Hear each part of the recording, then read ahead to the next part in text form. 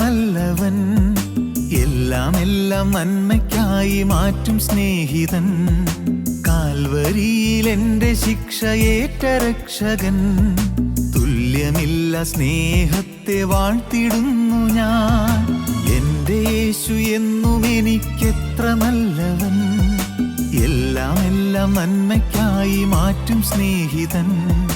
കാൽവരിയിൽ എൻ്റെ ശിക്ഷയേറ്റ രക്ഷകൻ, തുല്യമില്ല സ്നേഹത്തെ വാഴ്ത്തിടുന്നു ഞാൻ. യേശു എത്ര നല്ലവൻ, എന്നേശു എത്ര നല്ലവൻ, എന്നുമെന്നും നടത്തുവാൻ മതിയായവൻ. യേശു എത്ര നല്ലവൻ, എന്നേശു എത്ര നല്ലവൻ, എന്നുമെന്നും നടത്തുവാൻ മതിയായവൻ.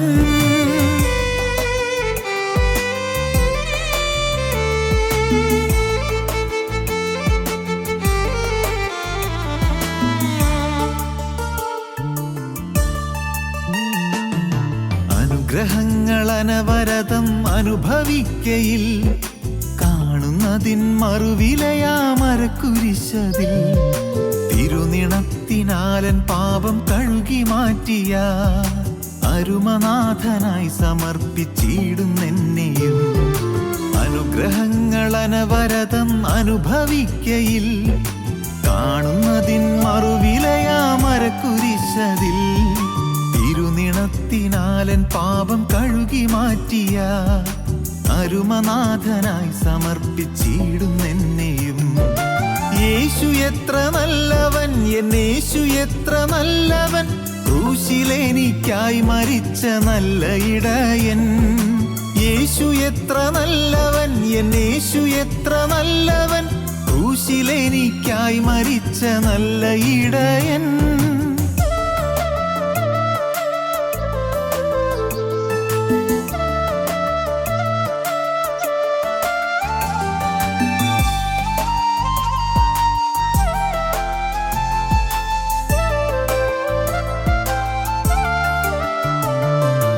ആശയറ്റ ജീവിതത്തിൻ കാർമുകിൽ നീക്കി, പ്രത്യാശ ഇന്നൽ മാറിവില്ല എന്നിലുദിച്ച നാഥനൊരുക്കിയിടുന്നൊരു വീടെനിക്കുണ്ട്. കാണുമെൻ്റെ പ്രിയരെ ആ സ്നേഹതീരത്തിൽ. ആശയറ്റ ജീവിതത്തിൻ കാർമുകിൽ നീക്കി, പ്രത്യാശ ഇന്നൽ മാറിവില്ല എന്നിലുദിച്ച നാഥനൊരുക്കിയിടുന്നൊരു വീടെനിക്കുണ്ട്. കാണുമെൻ്റെ പ്രിയരെ ആ സ്നേഹതീരത്തിൽ. യേശു എത്ര നല്ലവൻ, എന്നേശു എത്ര നല്ലവൻ, വേഗമെന്നെ ചേർക്കാനെത്തും സ്നേഹമണാളൻ. യേശു എത്ര നല്ലവൻ, എന്നേശു എത്ര നല്ലവൻ, വേഗമെന്നെ ചേർക്കാനെത്തും സ്നേഹമണാളൻ. എൻ്റെ യേശു എന്നും എനിക്കെത്ര നല്ലവൻ, എല്ലാം നന്മയ്ക്കായി മാറ്റും സ്നേഹിതൻ. കാൽവരിയിൽ എൻ്റെ ശിക്ഷയേറ്റ രക്ഷകൻ, തുല്യമില്ല സ്നേഹത്തെ വാഴ്ത്തിടുന്നു ഞാൻ. യേശു എത്ര നല്ലവൻ, എന്നേശു എത്ര നല്ലവൻ, എന്നുമെന്നും നടത്തുവാൻ മതിയായവൻ. യേശു എത്ര നല്ലവൻ, എന്നേശു എത്ര നല്ലവൻ, അന്ത്യത്തോളം വഹിക്കുവാൻ മതിയായവൻ. യേശു എത്ര നല്ലവൻ, എന്നേശു എത്ര നല്ലവൻ, ക്രൂശിലെനിക്കായി മരിച്ച നല്ല ഇടയൻ. യേശു എത്ര നല്ലവൻ, എന്നേശു എത്ര നല്ലവൻ, വേഗമെന്നെ ചേർക്കാനെത്തും സ്നേഹമണാളൻ.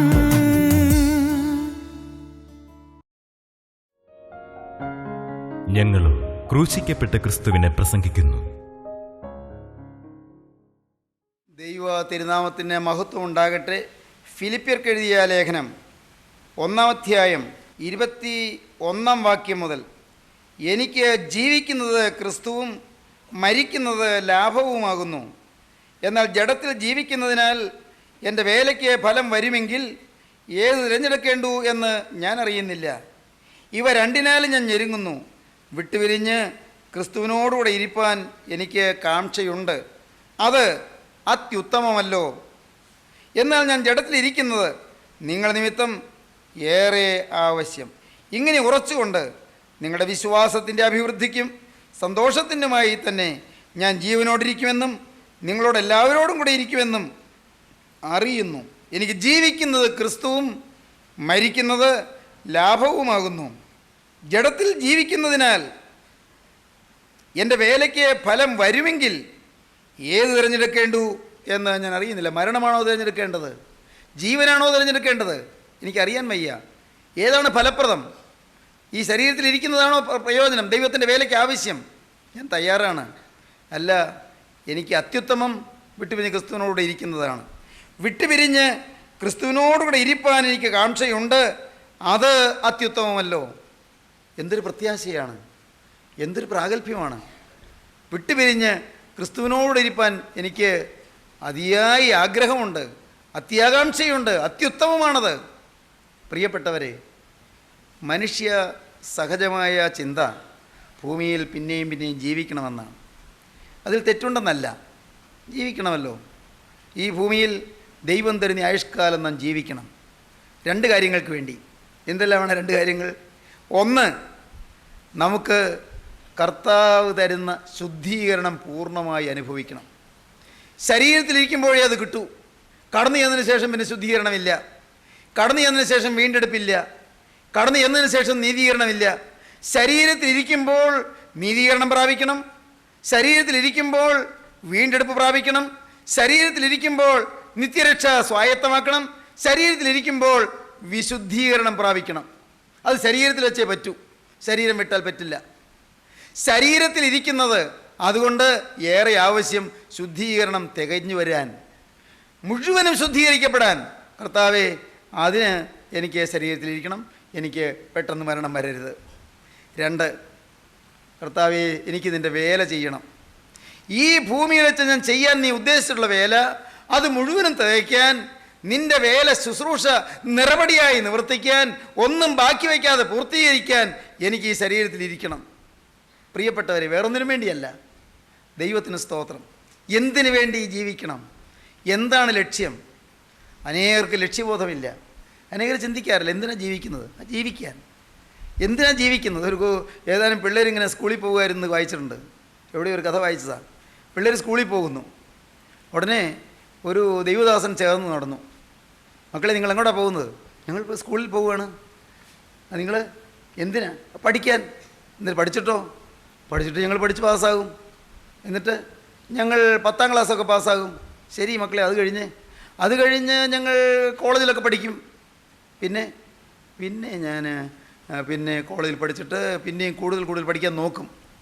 ഏതെങ്കിലും വല്ല എൻജിനീയറിങ്ങോ മെഡിസിനോ അങ്ങനെ എന്തെങ്കിലുമൊക്കെ പഠിക്കും. ശരി, പഠിച്ചു കഴിഞ്ഞാൽ പിന്നെ എന്നെ അറിയാൻ പാടില്ലേ? ജോലി കിട്ടും. അല്ല, ജോലി കിട്ടിയിട്ട് പിന്നെ ജോലിയിൽ അങ്ങനെ ജീവിക്കും. എന്നിട്ട് അത് കഴിഞ്ഞ് പിന്നെ ഒരു വീടൊക്കെ വയ്ക്കും, നല്ല സൗകര്യമായിട്ട് ജീവിതം തുടങ്ങും. മോനെ, അത് കഴിഞ്ഞിട്ട് പിന്നീട് ഞാനൊരു കല്യാണം കഴിക്കും. ശരി, അതെല്ലാം കഴിഞ്ഞിട്ട് പിന്നെ ഒരു കുടുംബജീവിതം നയിക്കും. ശരി, അതെല്ലാം കഴിഞ്ഞിട്ട് ഇതെന്ത് ചോദ്യമാണ്? അതെല്ലാം കഴിഞ്ഞിട്ട് പിന്നെ എന്നാ പ്രായമാവില്ലേ? പ്രായമാകും. ശരി, അത് കഴിഞ്ഞിട്ട് പ്രായമായി കഴിഞ്ഞാൽ വാർദ്ധക്യമാകും. വാർദ്ധക്യമായാൽ മരിക്കും. ശരി, മരിച്ചു കഴിഞ്ഞാൽ മിണ്ടുന്നില്ല. പിന്നെ എന്ത് അറിയാൻ പാടില്ല. പിന്നെ എന്ത് എന്ന് പറയാൻ അറിയാൻ പാടില്ല. മരിച്ചു കഴിഞ്ഞാൽ പിന്നീടെന്ത്? പ്രിയപ്പെട്ടവരെ, അനേകർക്ക് അറിഞ്ഞുകൂടാ, ലക്ഷ്യബോധമില്ല. അറിയണം, ഞാൻ മരിച്ചാൽ എൻ്റെ അരുമരക്ഷകൻ്റെ പാദപീഠത്തിലെത്തും. ഞാൻ ഈ ശരീരത്തിൽ നിന്ന് വിട്ടാൽ എൻ്റെ രാജാധിരാജൻ്റെ പാദം ചെന്ന് മുത്തും. മേൽപ്പെട്ട ഉയരങ്ങളിൽ സ്വർഗീയ മാലാഖമാർ സ്തുതിക്കുന്നത് പോലെ ബലഹീനും പാപിയുമായി ഞാനും അവിടെ ചെന്ന് സ്തുതിക്കും. അവിടെ വിശുദ്ധന്മാരുടെ നിരയിൽ ഞാൻ നിൽക്കും. അവിടെ സ്വർഗീയ സേനകളുടെ അകമ്പടിയോടെ നിത്യനായ ദൈവം സ്വർഗീയ തേജസ്സിൽ കഴിയുന്ന സ്വർഗരാജ്യത്തിൻ്റെ മഹത്വത്തിൽ ഞാൻ ചെല്ലും. അവിടെ വിശുദ്ധന്മാരുടെ നിരയിൽ നിന്ന് ഞാൻ ഇടപെടാതെ സ്തുതിസ്തോത്രങ്ങൾ അർപ്പിക്കും. ദൈവം തന്നെ സ്നേഹിക്കുന്നവർക്ക് ഒരുക്കിയിട്ടുള്ളത് കണ്ണ് കണ്ടിട്ടില്ല, ചെവി കേട്ടിട്ടില്ല, ഒരു മനുഷ്യൻ്റെ ഹൃദയത്തിൽ നിരൂപിച്ചിട്ട് പോലുമില്ല. പ്രിയപ്പെട്ടവരെ, മരണം ഒരു ദിവസം നാം കടന്നു പോകും, എല്ലാം വിട്ടു പോകും. അതിൽ നിന്ന് മാറ്റമില്ല, ആർക്കും മാറ്റമില്ല. ഞാൻ പണ്ട് പഠിച്ചു, പിന്നെ പഠിപ്പിച്ചു. എന്താണെന്നോ, ഈ മേരി ജോൺ തോട്ടം, സിസ്റ്റർ മേരി ബെനീജ്ഞ എഴുതിയ മനോഹരമായൊരു കവിത. എന്താണ്? ലോകമേ യാത്ര. നിങ്ങൾ ചിലർ പഠിച്ചിട്ടുണ്ടാകും, ഈ വാക്കുകളെ കേൾക്കും നിങ്ങൾ ചിലർ പക്ഷേ വായിച്ചിട്ടുണ്ടാകും. സുന്ദരമായ കവിതയാണ്. ജനിച്ച നാൾ തുടങ്ങി എന്നെ ഓമനിച്ച് തുഷ്ടിയോടെനിക്കു വേണ്ടതൊക്കെ നൽകി ആദരിച്ച ലോകമേ നിനക്ക് വന്ദനം. പിരിഞ്ഞു പോയിടട്ടെ ഞാനിനി ശനിക്കുഴപ്പമേശിടാത്ത ഭാവിയെ വരിക്കുവാൻ. കവയിത്രി പാടുകയാണ്. ജനിച്ച നാൾ തുടങ്ങി എന്നെ ഓമനിച്ച് തുഷ്ടിയോടെനിക്കു വേണ്ടതൊക്കെ നൽകി ആദരിച്ച ലോകമേ നിനക്ക് വന്ദനം. പിരിഞ്ഞു പോയിടട്ടെ ഞാനിനി ശനിക്കുഴപ്പമേശിടാത്ത ഭാവിയെ വരിക്കുവാൻ. ഒരിക്കൽ ഈ ജഗത്തെയും ജഡത്തെയും പിരിഞ്ഞു നാം തിരിക്കണം, വിസമ്മതങ്ങളൊന്നുമേ ഫലപ്പെടാ. ഒരിക്കൽ ഈ ജഗത്തെയും ജഡത്തെയും പിരിഞ്ഞ് നാം തിരിക്കണം, വിസമ്മതങ്ങളൊന്നുമേ ഫലപ്പെടാ. തിരിച്ചു പിന്നെ വന്നിടാത്ത യാത്രയാണത്, ആകയാൽ കരത്തിലുള്ളതൊക്കെ നാം അതിർത്തിയിൽ ത്യജിക്കണം. എല്ലാം വിടണം, ഒന്നും അക്കരയ്ക്ക് കൊണ്ടുപോകാൻ പറ്റില്ല. തിരിച്ചു വരാത്തൊരു യാത്രയാണ്. ഡൽഹിക്ക് പോകണമെങ്കിൽ തിരിച്ചു വരാമെന്ന് പ്രതീക്ഷയുണ്ട്. പ്രിയപ്പെട്ടവരെ, ലണ്ടനിൽ പോയാലും തിരിച്ചു വരുമെന്നുള്ള ചിന്തയുണ്ട്. എന്നാലോ ഈ യാത്ര തിരിച്ചു വരാത്ത യാത്രയാണ്. ഒരിക്കൽ ഈ ജഗത്തെയും ജഡത്തെയും പിരിഞ്ഞു നാം തിരിക്കണം, വിസമ്മതങ്ങളൊന്നുമേ ഫലപ്പെടാ. തിരിച്ചു പിന്നെ വന്നിടാത്ത യാത്രയാണതാകയാൽ കരത്തിലുള്ളതൊക്കെ നാം അതിർത്തിയിൽ ത്യജിക്കണം. ഇഹത്തിലെ ധനം, സുഖം, യശസ്സും ആഭിജാത്യവും വഹിച്ചു കൊണ്ടുപോകയില്ല മർത്യൻ അന്ത്യയാത്രയിൽ. ഇവിടെ ധനമുണ്ട്, സുഖമുണ്ട്, പേരും പെരുമയുമുണ്ട്, യശസ്സുണ്ട്, ആഭിജാത്യമുണ്ട്, തറവാടിത്തമുണ്ട്, കുടുംബ മഹിമയുണ്ട്, എല്ലാ പ്രതാപ ഐശ്വര്യങ്ങളുമുണ്ട്. ഒന്നും കൊണ്ടുപോകാൻ സാധിക്കുകയില്ല. ഇഹത്തിലെ ധനം, സുഖം, യശസ്സും ആഭിജാത്യവും വഹിച്ചു കൊണ്ടുപോകയില്ല മർത്യൻ അന്ത്യയാത്രയിൽ. അഹന്ത കൊണ്ട് അഴുക്കുപെട്ടിടാത്ത പുണ്യമൊന്നു താൻ മഹത്തരം, പ്രയോജനം പരത്തിലും വരുത്തിടും. അഹന്ത കൊണ്ട് അഴുക്കുപെടാത്ത പുണ്യം നേടാമോ? അത് പരത്തിലും പ്രയോജനം ചെയ്യും. സമർത്ഥനായ സീസറും പ്രസിദ്ധനായ ഹോമറും സമത്വമറ്റ സോളമൻ തുടങ്ങിയുള്ള വിജ്ഞരും അമർന്നുപോയി കാലചക്ര വിഭ്രമത്തിൽ. എങ്കിൽ ഈ നമുക്ക് പിന്നെ എന്തു ശങ്ക, മാറ്റമൊന്നുമില്ലതിൽ. മഹാനായ സീസർ ചക്രവർത്തി കടന്നുപോയില്ലേ? അഗസ്റ്റസ് സീസറും ജൂലിയസ് സീസറും ഒക്കെ കടന്നുപോയില്ലേ? മഹാജ്ഞാനിയായ ജ്ഞാനികളിജ്ഞാനിയായ ശലോമൻ കടന്നുപോയില്ലേ? സോളമൻ കടന്നുപോയില്ലേ? വിശ്വവിശ്രുതനായ ഹോമർ മഹാവി കടന്നുപോയില്ലേ? ഡിവൈൻ കോമഡി എന്നെഴുതിയ ഡാൻറ്റെ. പ്രിയപ്പെട്ടവരെ, ഹോമർ മഹാകവി കടന്നുപോയില്ലേ? സമർത്ഥനായ സീസറും പ്രസിദ്ധനായ ഹോമറും സമത്വമറ്റ സോളമൻ തുടങ്ങിയുള്ള വിജ്ഞരും അമർന്നുപോയി കാലചക്ര വിഭ്രമത്തിലെങ്കിൽ ഈ നമുക്ക് പിന്നെ എന്തു ശങ്ക, മാറ്റമൊന്നുമില്ലതിൽ. ജനിച്ച നാൾ തുടങ്ങി എന്നെ ഓമനിച്ച് തുഷ്ടിയോടെനിക്കു വേണ്ടതൊക്കെ നൽകി ആദരിച്ച ലോകമേ നിനക്ക് വന്ദനം. പിരിഞ്ഞു പോയിടട്ടെ ഞാനിനി ശനിക്കുഴപ്പമേശിടാത്ത ഭാവിയെ വരിക്കുവാൻ. ഭാവിയെ വരിക്കാൻ ഞാനിതാ പോകുന്നു. എന്താണ് ഭാവി? ഉറപ്പ് വേണം, ഇവിടെ വെച്ച് ഉറപ്പ് വേണം. എന്താണ് ഭാവി? മരണത്തിന് ശേഷം എന്ത്? കൂരിരുൾ താഴ്വരയിൽ കൂടി നടന്നാലും ഞാനൊരു അനർത്ഥവും ഭയപ്പെടുകയില്ല, നീ എന്നോടുകൂടെ ഇരിക്കുന്നുവല്ലോ. ദൈവത്തിന് സ്തോത്രം. D.L. മൂഡി മരിക്കാൻ കിടക്കുകയാണ്. പ്രസിദ്ധനായ ദൈവദാസനാണ്, അനുഗ്രഹിക്കപ്പെട്ട സുവിശേഷകനാണ് D.L. മൂഡി. നിങ്ങൾ കേട്ട് കാണും.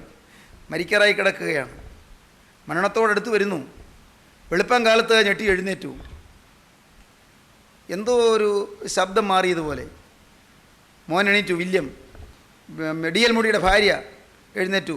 D.L. മൂഡിയുടെ ഭാര്യയെക്കുറിച്ച് ഈ D.L. മൂഡി വിളിക്കുന്നത് മമ്മ എന്നാണ്. എന്തോ ഒരു ഭാവവ്യത്യാസം. കടന്നു പോകാൻ പോവുകയാണോ? അവരെ വെപ്രാളത്തോടെ നോക്കി. അതെ, ആ ചേഷ്ടകളൊക്കെ കണ്ടിട്ട് മരണം അടുത്ത് വരുന്നത് പോലെ കരയാൻ തുടങ്ങി. ഭാര്യ കരയുന്നു, മോൻ കരയുന്നു. അദ്ദേഹം കണ്ണു തുറന്നു. മമ്മ, നീ കരയരുത്, ഞാൻ സ്വർഗീയ തീരത്തേക്ക് അടുക്കുകയാണ്. ഞാൻ സ്വർഗതീരത്തോട് സമീപിക്കുകയാണ്, നീ കരയരുത്. എനിക്ക് പ്രൊമോഷൻ ലഭിക്കുകയാണ്, എനിക്ക് ഭേദപ്പെട്ട ഭാവി ലഭിക്കുകയാണ്, നീ കരയരുത്. മോനെ വില്യം, നീ കരയരുത്. കണ്ണടച്ചു. കുറേ നേരം മൗനം. വീണ്ടും കണ്ണു തുറന്നു. നിങ്ങൾ കരയുകയാണോ? ഞാൻ സ്വർഗതീരം കണ്ടിട്ട് വരികയാണ്. എന്ത് മനോഹരമായ പൂന്തോപ്പുകൾ, എന്ത് മനോഹരമായ ഉദ്യാനങ്ങൾ, എന്ത് സുഖകരമായ കാഴ്ചകൾ, എത്ര ആസ്വാദ്യമായ അനുഭൂതികൾ. അയ്യോ, നിങ്ങൾ കരയല്ലേ, എനിക്കെന്തൊരു സൗഭാഗ്യം കിട്ടുന്നു. ഞാൻ ആ കാണുന്ന താഴ്വരകളും ആ കാണുന്ന പ്രാസാദജാലങ്ങളും മണിമാളികകളും അവിടെയുള്ളതായ പൂന്തോപ്പുകളും അവിടെയുള്ളതായ സുഖസമൃദ്ധമായ സുഖശീതളമായ അന്തരീക്ഷവും എല്ലാം എനിക്ക് വർണ്ണിക്കാൻ വയ്യ. ഞാൻ എൻ്റെ നാവ് കൊണ്ട് വർണ്ണിക്കാൻ കഴിവില്ല. എനിക്ക് ദൈവം തരുന്ന മനോഹരമായ സ്ഥലം, സ്വർഗമഹാ സൗഭാഗ്യം ഞാൻ കാണുന്നു.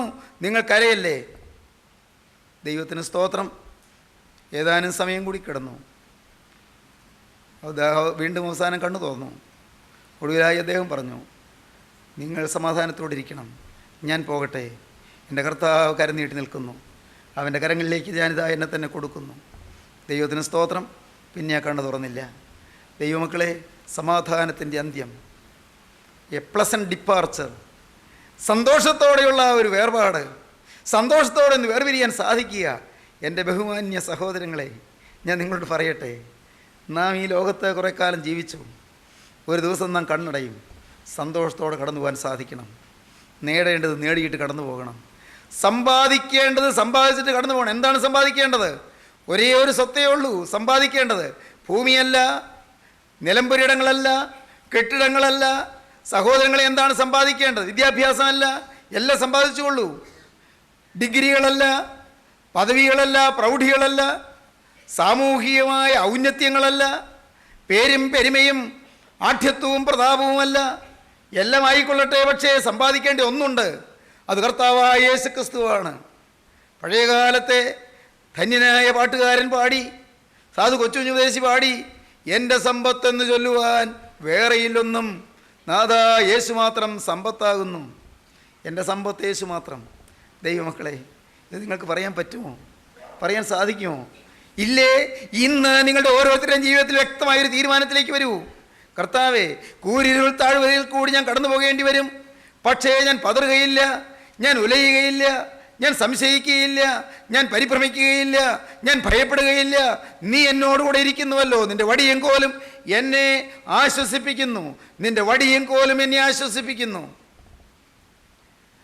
ഒരു സൺഡേ സ്കൂൾ, ഒരു വലിയ ഇടവക, ധാരാളം ആളുകളുള്ള ഇടവക, അതിലൊരു നല്ല സൺഡേ സ്കൂൾ.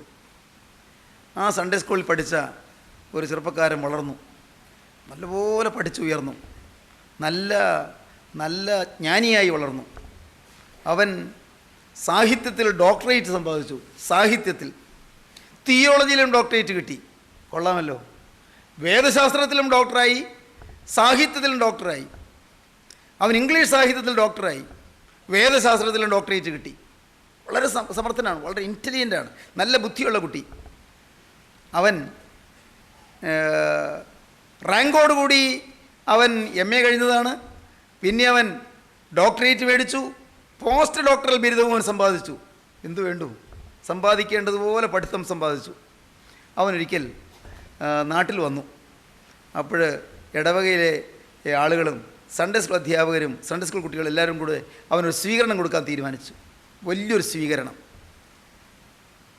അവൻ ഈ നമ്മുടെ സൺഡേ സ്കൂളിൽ നിന്ന് വളർന്നു വന്നവനാണ്, നമ്മുടെ ഇടവകയിൽപ്പെട്ടൊരു കൊച്ചനാണ്. അവൻ ഇത്രയും വളർന്നില്ലേ, അവനെ ഒന്ന് ആദരിക്കണം, അവനെ ഒന്ന് ബഹുമാനിക്കണമെന്നവർ തീരുമാനിച്ചു. ഒരു വലിയ സമ്മേളനം വിളിച്ചു കൂട്ടി, ഒരു സ്വീകരണ സമ്മേളനം. അപ്പോൾ അവിടെയുള്ള ഇത്തിരി പഠിപ്പുള്ളവരെ പറഞ്ഞു ഒരു വിഷയം നീ പ്രസംഗിക്കണം. 23-ാം സങ്കീർത്തനത്തെ ആസ്പദമാക്കി ഇതൊരു പ്രസംഗം ചെയ്യണം. സബ്ജക്റ്റ് തരാം, നിനക്കതൊക്കെ വളരെ എളുപ്പം പറയാൻ പറ്റും. The literary excellence of the 23rd Psalm, 23-ാം സങ്കീർത്തനത്തിൻ്റെ സാഹിതീയ സൗഭഗം, അതിനെക്കുറിച്ച് പ്രസംഗിക്കണം. The literary excellence of 23rd Psalm, അതിനെക്കുറിച്ച് പ്രസംഗിക്കണം. അവന് വിഷമമില്ല. സാഹിത്യപരമായിട്ട് പറയാനറിയാം, വേദശാസ്ത്രപരമായിട്ട് പറയാനറിയാം. അവൻ സുന്ദരമായൊരു പ്രസംഗം ചെയ്തു, അതിമനോഹരമായൊരു പ്രസംഗം. എല്ലാവരും അങ്ങ് നിർനിമേഷാക്ഷരായി നോക്കി നിന്നു, കണ്ണിമയ്ക്കാതെ നോക്കി നിന്നു. എന്തൊരു പ്രസംഗം, എന്തൊരു പഠിപ്പ്, എന്തൊരു ജ്ഞാനം, എന്തൊരു അഗാധമായ അവഗാഹം, പാണ്ഡിത്യം എല്ലാവരും ആദരിച്ചുകൊണ്ടിരുന്നു. അവൻ പറഞ്ഞു, എൻ്റെ സൺഡേ സ്കൂളിൽ എന്നെ പഠിപ്പിച്ച സൺഡേ സ്കൂൾ ഹെഡ് മാസ്റ്റർ, അദ്ദേഹം ഈ 23-ാം സങ്കീർത്തനം ഒന്ന് വായിച്ച് കേൾക്കാൻ എനിക്ക് ആഗ്രഹമുണ്ടായിരുന്നു. ഈ അല്പം വയോവൃദ്ധനായ സൺഡേ സ്കൂൾ ഹെഡ് മാസ്റ്റർ വേച്ച് സ്റ്റേജിലേക്ക് വന്നു. ഇയാളെ പഠിപ്പിച്ച അധ്യാപകനാണ്, സൺഡേ സ്കൂൾ അധ്യാപകനാണ്, സൺഡേ സ്കൂൾ ഹെഡ് മാസ്റ്ററാണ്. അദ്ദേഹം സ്റ്റേജിലേക്ക് വന്നു. അദ്ദേഹം വേദപുസ്തകം വിടർത്തി. അദ്ദേഹം 23-ാം സങ്കീർത്തനം അദ്ദേഹം പയ്യെ വായിക്കാൻ തുടങ്ങി. 23-ാം സങ്കീർത്തനം, കൂരിരുൾ താഴ്വരയിൽ കൂടി നടന്നാലും ഞാനൊരു അനർത്ഥവും ഭയപ്പെടുകയില്ല എന്നുള്ള ആ ഭാഗമൊക്കെ വായിക്കുമ്പോൾ അദ്ദേഹത്തിന് തൊണ്ട ഇടറുന്നു, അദ്ദേഹത്തിൻ്റെ കണ്ണ് നിറയുന്നു. അദ്ദേഹം വിതുമ്പിക്കൊണ്ട് വായിച്ച് ഓരോ വാക്കും ശാന്തമായി, ഒരാർഭാടവുമില്ലാതെ വളരെ ശാന്തമായി സൗമ്യമായി വായിച്ച് അങ്ങ് വരികയാണ്. അവസാനം 23-ാം സങ്കീർത്തനത്തിൻ്റെ അവസാനം, നന്മയും കരുണയും എൻ്റെ ആയുഷ്കാലമൊക്കെയും എന്നെ പിന്തുടരും എന്ന് പറഞ്ഞ് അവസാനിക്കുമ്പോഴേക്കും ആ സദസ്സിലുണ്ടായിരുന്ന എല്ലാവരുടെയും കണ്ണ് നിറഞ്ഞിരിക്കുന്നു. ഓരോരുത്തരും കണ്ണുനീര് തുടയ്ക്കുന്നു. എല്ലാവരെയും തൊട്ടു, ഹൃദയത്തെ തൊട്ട ആ വേദവാക്യങ്ങൾ, അത് വായിച്ച ശബ്ദം, വായിച്ച ആ വ്യക്തിയുടെ ഹൃദയത്തിൽ നിറഞ്ഞു നിന്ന ഭക്തി, ആ സൺഡേ സ്കൂൾ മാസ്റ്ററുടെ ഹൃദയത്തിലുള്ളതായ വിശ്വാസത്തിൻ്റെ പ്രചരിമ, അത് എല്ലാവരെയും സ്വാധീനം ചെയ്തിരുന്നു. അദ്ദേഹം വായിച്ച് നിർത്തിയിരുന്നു. ഈ ചെറുപ്പക്കാരൻ എഴുന്നേറ്റു. സുന്ദരമായി പ്രസംഗിച്ചയാൾ എഴുന്നേറ്റു. അദ്ദേഹം പറഞ്ഞു, അല്പം ലജ്ജയോടെ ഞാനൊരു കാര്യം പറയട്ടെ. ഞാൻ അല്പം ലജ്ജയോടൊരു കാര്യം പറയുകയാണ്, പരസ്യമായി പറയുകയാണ്. I know the 23rd Psalm, but my Sunday school head master knows the shepherd. എനിക്ക് 23-ാം സങ്കീർത്തനം അറിയാം, എന്നാൽ എൻ്റെ സൺഡേ സ്കൂൾ ഹെഡ് മാസ്റ്റർക്ക് 23-ാം സങ്കീർത്തനത്തെ ഇടയനെ അറിയാം. ദൈവത്തിന് സ്തോത്രം. എനിക്ക് സങ്കീർത്തനം അറിയാം, എൻ്റെ ഹെഡ് മാസ്റ്റർക്ക് സങ്കീർത്തനം എഴുതിയ സങ്കീർത്തനത്തിൽ കാണുന്ന ആ ഇടയനെ അറിയാം. ദൈവത്തിന് സ്തോത്രം. പ്രിയപ്പെട്ടവരെ, അറിവ് അധികം വേണമെന്നില്ല, വലിയ പഠിപ്പ് വേണമെന്നില്ല. പഠിപ്പുണ്ടെങ്കിൽ നല്ലത്, സാരമില്ല. മോനെ, നിനക്ക് വലിയ പഠിപ്പില്ലെങ്കിൽ സാരമില്ല, നിനക്ക് ഇംഗ്ലീഷ് പരിജ്ഞാനമില്ലെങ്കിൽ സാരമില്ല. മോളെ, നിനക്ക് വലിയ പാണ്ഡിത്യ പ്രകർഷമൊന്നും ഇല്ലെങ്കിൽ പേടിക്കണ്ട. പക്ഷെ ഒന്ന് വേണം, നിനക്ക് ഇടയനെ പരിചയം വേണം. ആ നല്ല ഇടയനെ നിനക്ക് പരിചയം വേണം. നല്ല ഇടയനോടൊരു ബന്ധം വേണം. എത്ര പേർക്ക് ആ ബന്ധമുണ്ട്? എത്ര പേർക്ക് ആ അടുപ്പമുണ്ട്? ആ ഇൻറ്റിമസി, ഇടയനോടുള്ള അടുപ്പം, ഇടയനോടുള്ള സ്നേഹബന്ധം, ആ ദൃഢമായ സ്നേഹബന്ധം, ആ നല്ല ഇടയൻ്റെ വരുതിയും കീഴിൽ നടക്കുന്നതിൻ്റെ ആ സുഖം, അതിൻ്റെ ആസ്വാദ്യത എത്ര പേർക്കുണ്ട്? സഹോദരങ്ങളെ, നിങ്ങൾക്ക് ഈ നല്ല ഇടയനെ പരിചയമുണ്ടോ? ഈ നല്ല ഇടയൻ്റെ കൊടിക്കീഴിൽ നടപ്പാൻ നിങ്ങൾക്ക് സാധിച്ചിട്ടുണ്ടോ? അവൻ്റെ ആ വടിയിൻ കീഴിൽ നിങ്ങൾക്ക് യാത്ര ചെയ്യാൻ കഴിഞ്ഞിട്ടുണ്ടോ? അവൻ്റെ വരുതിയിലും അവൻ്റെ ആജ്ഞയിലും അവൻ്റെ നടത്തിപ്പിലും നിങ്ങളുടെ ഉള്ളം സന്തോഷിക്കുന്നുണ്ടോ? അവൻ്റെ അച്ചടക്കത്തിന് വിധേയപ്പെട്ട് ജീവിപ്പാൻ നിങ്ങൾക്ക് താല്പര്യമുണ്ടോ? അവനെ പ്രസാദിപ്പിക്കുന്നത് നിങ്ങളുടെ ജീവിതത്തിൻ്റെ വ്രതമായി മാറിയിട്ടുണ്ടോ? നല്ലവനായ യേശുവിനെ പ്രസാദിപ്പിക്കൂ. ദൈവമക്കളെ, ഈ ലോക ജീവിതം ക്രിസ്തുവിന് നിങ്ങൾ കൊടുക്കൂ. ക്രിസ്തുവിനായി നിങ്ങളുടെ ജീവിതം അർപ്പണം ചെയ്യൂ. നിങ്ങളുടെ ഭാവി ക്രിസ്തുവിൻ്റെ കരങ്ങളിലേക്ക് കൊടുക്കൂ. മകനെ, നിന്നോട് പറയട്ടെ, യേശുവിന് കൊടുക്കുന്നതാണ് ഏറ്റവും വലിയ ഭാഗ്യം. യേശുവിനെ ഫലമേൽപ്പിക്കുന്നതാണ് ഏറ്റവും വലിയ ഭാഗ്യം. അത്യുന്നതൻ്റെ കൈകളിലേക്ക് ജീവിതം കൊടുത്തു നോക്കൂ. അവൻ നിന്നെ ഒന്ന് എടുക്കട്ടെ, അവൻ നിന്നെ ഒന്ന് വാഴ്ത്തട്ടെ. മോനെ, അവൻ നിന്നെ ഒന്ന് നുറുക്കട്ടെ. മോളെ, അവൻ നിന്നെ ഒന്ന് വാഴ്ത്തട്ടെ. അവൻ നിന്നെ വർദ്ധിപ്പിക്കട്ടെ. 5000 വിശന്നു പൊരിഞ്ഞിരിക്കുന്നു. പന്തിയായി ബേത്സയിദയിലെ വലഞ്ചെരിയിലിരിക്കുന്നു. 5000 3 ദിവസമായി പട്ടിണി പാവങ്ങൾ, ആഹാരമില്ലാത്തവർ, ഇടം കൈയും വലം കൈയും തിരിച്ചറിയാൻ പാടില്ലാത്തവർ, നരകമുണ്ടോ സ്വർഗമുണ്ടോ എന്നറിയാൻ പാടില്ലാത്തവർ, എൻ്റെ ദൈവമേ എന്താണ് ഒരു വിവരവുമില്ലാത്തവർ, ചില ആചാരങ്ങൾ അനുഷ്ഠിച്ച്, എൻ്റെ ദൈവമേ ചില കർമാചാരങ്ങളിൽ കുടുങ്ങി, ചില അനുഷ്ഠാനങ്ങളിൽ തങ്ങി, ഭക്തി ജീവിതം എന്താണെന്നറിയാതെ, യഥാർത്ഥമായി ക്രിസ്തു ആരാണെന്നറിയാതെ, ക്രിസ്തീയ ജീവിതം എന്താണെന്നറിയാതെ, ഇടം കൈയും വലം കൈയും തിരിച്ചറിയാൻ പാടില്ലാത്ത വലിയൊരു കൂട്ടം ജനം, ഇടയില്ലാത്ത ആടുകളെപ്പോലെ ചിഹ്നിച്ചെറിയ ഒരു കൂട്ടം ജനം. ദൈവത്തിൻ്റെ വലിയ നാമം മഹത്വപ്പെടട്ടെ. സഹോദരങ്ങളെ, നിങ്ങളുടെ ഉള്ളു വേകുന്നുണ്ടോ? നിങ്ങളുടെ ഉള്ളു നൊമ്പരപ്പെടുന്നുണ്ടോ? നിങ്ങൾക്ക് ആത്മാക്കളെക്കുറിച്ചൊരു വേദന വരുന്നുണ്ടോ? നസ്രായനായ യേശുവിൻ്റെ ചങ്കിലെ വേദന നിങ്ങൾക്ക് ഏറ്റെടുക്കാൻ തോന്നുന്നുണ്ടോ? നിങ്ങളുടെ ഉള്ളത്തിൽ സ്വാഭാവികമായി യേശുവിൻ്റെ സ്നേഹത്തിൻ്റെ വേദന നിങ്ങളുടെ ഹൃദയത്തിൽ ഇറ്റിറ്റ് വരുന്നുണ്ടോ? പ്രിയപ്പെട്ടവരെ, നിങ്ങൾ ഇടയില്ലാത്ത ആടുകളെ പോലെയുള്ളവർ. അവരിതാ പന്തിയായിരിക്കുന്നു. ആഹാരം കിട്ടുമെന്ന് വിചാരിച്ചാണ് ഇരിക്കുന്നത്. ആഹാരം, പൊടിക്കഷ്ണങ്ങൾ, അപ്പക്കഷ്ണങ്ങൾ കിട്ടുമെന്ന് പ്രതീക്ഷിച്ചിരിക്കുന്നു. പന്തിയായിരിക്കാൻ പറഞ്ഞു, അനുസരിച്ചു, ഇരുന്നു. ബെത്സയിദയിലെ വലഞ്ചെരുവിലേക്ക് ഓടി വന്നു, വചനം കേൾക്കാൻ ഓടി വന്നു. അവരനുസരിച്ച് ഓടി വന്നു പാവങ്ങൾ. എൻ്റെ ദൈവമേ, അവർ അവിടെ പന്തിയായിരിക്കാൻ പറഞ്ഞപ്പോൾ ഇരുന്നു. അവരെ നോക്കിയിരിക്കുകയാണ്.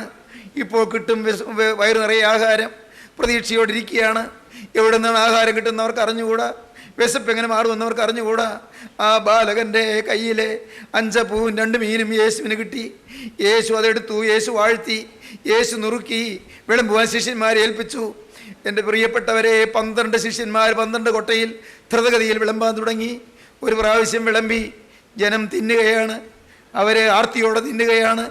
അപ്പവുമുണ്ട്, മീൻ നുറുക്കുകളുമുണ്ട്. വീണ്ടും വിളമ്പി, ജനം ആർത്തിയോടെ തിന്നുകയാണ്.